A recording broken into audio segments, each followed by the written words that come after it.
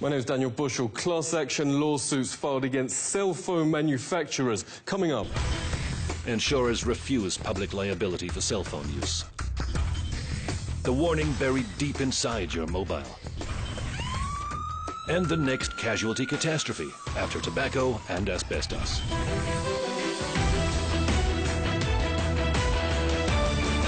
I would hold my cell phone here, and the tumor was right there.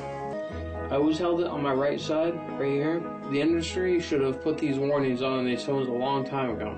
Professor Dariusz Leszczynski is one of the world's leading radiation biologists and brave. He knew phone manufacturers would try to end his career for printing groundbreaking research proving cell phones do cause biological damage. Professor Leszczynski joins us. Great to see you. How did the industry react?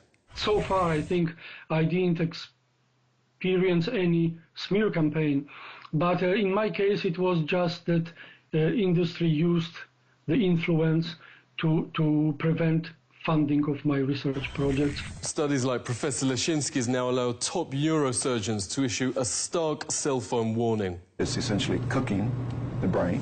Ellie Marks' husband, Alan, suffered serious memory loss after years of using a mobile. At 2 a.m. one night, he had a massive seizure. Surgeons found a tumor the size of a golf ball right where he held the phone. Ellie, thank you so much for joining us. Why are you and so many others suing the industry? There's many, many, many others that are already deceased from this, that are dying from this, younger than my husband.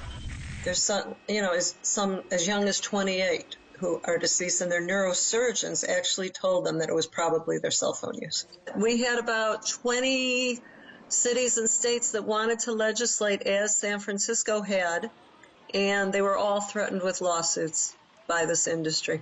This is a photo of Brett Bocook's brain. The top quarter responsible for body balance has had to be removed after surgeons found this vast tumor right where he held the phone. A US national rowing champion, now he can barely move. Brett, great to speak to you. Tell us about the class action lawsuit against the phone industry. The only way you can really educate the public against big business is through lawsuits. That wasn't until the district attorneys in the United States sued and got involved and sued the cigarette industry that there was they had to pay millions and millions, hundreds of millions of dollars for public education as to the dangers of smoking.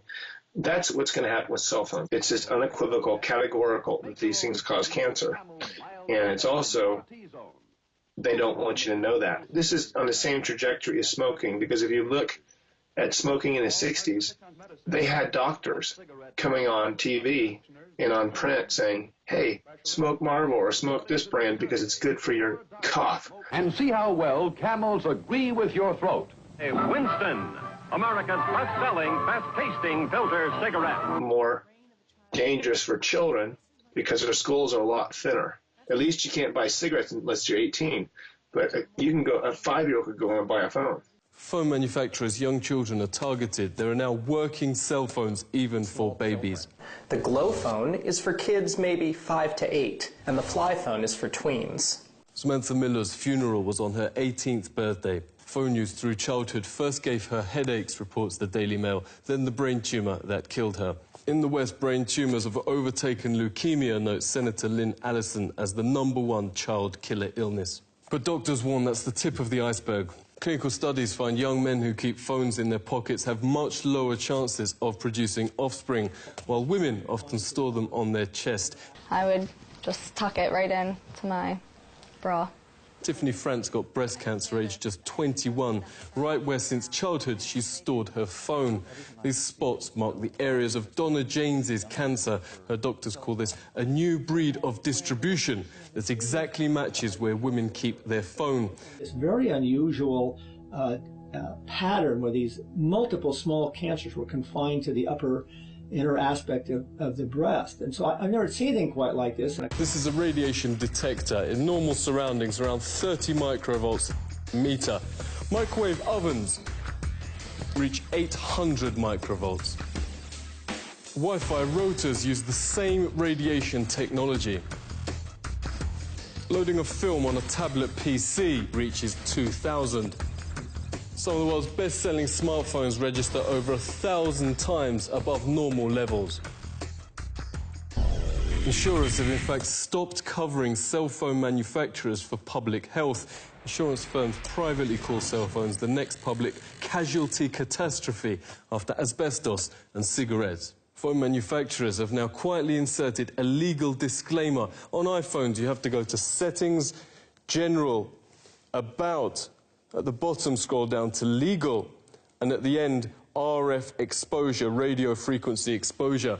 Unlike most pages, the small print here can't be enlarged, but it reads, carry iPhone at least 10 millimeters away from your body. At the same time, the industry says all its studies show phones are perfectly safe. Radio waves from cellular phones are safe. Conflict of interest. Harvard ethics professor Lawrence Lessig calls industry-paid studies which consistently conclude phone radiation is harmless. Independent scientists, meanwhile, overwhelmingly find the most serious problems, from DNA damage, 3 times lower sperm counts, 290% more brain tumours, autism and birth defects. Former senior White House advisor and leading epidemiologist Dr. Devra Davis has testified to Senate on the subject. She joins us. Great to see you. How do you explain the completely opposite findings between industry and independent studies? Anytime there was independent research, what industry would do was 3 things. First, they would go attack the scientists who had done the studies. They would try to get them fired, they'd try to get their funding taken away, or they would fraud. Then when that didn't work, they hired other scientists who knew nothing about the field to do studies that looked like they were replicating the other studies, but they really weren't. And when all of those things failed, they wrote a memo in which they said, if the cellular industry done its job, we think war gamed the science. That's a quote. War-gamed the science. Now, science is not a matter of war, not a matter of games. We're deadly serious about our health and that of our children. Wargaming reveals this leaked Motorola email is industry-paid studies purely for reassuring the public. We have sufficiently wargamed the issue. Sting has exposed how easy it is to get phony studies in print. Posing as a serious scientist, John Bohannon sent in a paper full of schoolboy errors, offering payment for publication. Incredibly, more than half the journals in these countries all around the world published it, even lying to the public that the study had been peer-reviewed. Investigative journalist Anthony Gucciardi has broken numerous health scandals. Great to see you. Surely big business wouldn't fake studies to put millions of lives at risk. Do we have documented precedents? This is exactly like Eli Lilly, which in the 1980s knew that Prozac was leading to suicides and aggressive behavior, the exact opposite effect of what they wanted. They knew that in the 1980s after they conducted the research. They hid the research, and it wasn't exposed until 2005 from the BBC. But then they would have their corporate interests do studies and talk about how great it was. Now, of course, they're required to admit, yeah, the antidepressants do cause suicide, aggressive behavior. Pretty much every shooter is on them. When these cell phone companies are forced to admit, yeah, the cell phone radiation does cause brain tumors, it does do all this, and they're already saying this in their manuals. So it's already coming out, but once the public is aware of this fact, it will be even worse. Depressants. It will be even worse than tobacco. We invited the powerful industry lobby CTIA to discuss the issues raised in this report. They sent this one-line refusal. Thank you for contacting us, but we will not be able to do this interview. The industry's most respected journalist is Dr. Louis Slessin, editor of Microwave News since 1981.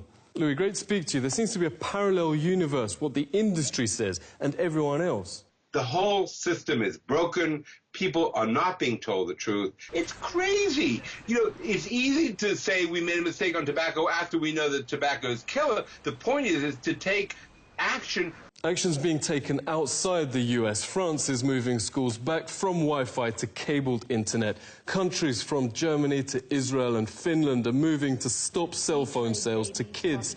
But Obama just made industry chief lobbyist Thomas Wheeler head of the regulator itself, the FCC. A former administration official calls it another astonishing conflict of interest. So doctors who want parents at least informed of cell phone dangers to their kids say they aren't holding